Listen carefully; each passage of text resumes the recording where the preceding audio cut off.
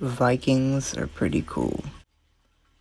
A lot of people who are really into Norse mythology and Vikings usually will get this tattoo, and they associate it with Vikings. But the Veg Visir is often confused to be a Viking symbol even though it is not. There is no evidence of this whatsoever, and the held manuscript where it is mentioned was collected 8 centuries after the end of the Viking Age.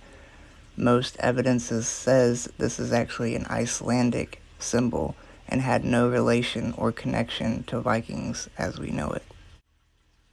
I've also heard a myth going around that Vikings never used maps, but that was debunked. They have actually found maps and other cool little things. They would also travel the sea using possibly clear quartz crystals and other types to see through the clouds at night to see the stars. Vikings have been known to navigate by looking through a type of crystal. Sometimes it's clear quartz, but they have been called Icelandic spar. Some Icelandic sailors relied on so-called sunstones to locate the sun's position and steer their ships on cloudy days as well. Another myth, they didn't let females on their ships and boats and how it was bad luck, but that was also found to be a lie.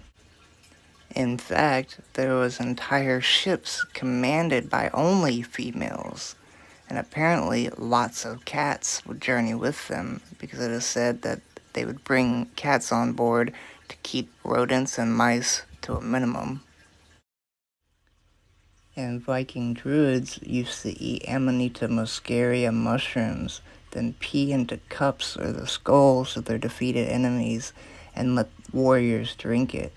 The druid would be poisoned and sometimes even die from this, but after his body decarboxylizes the substance, it was safe.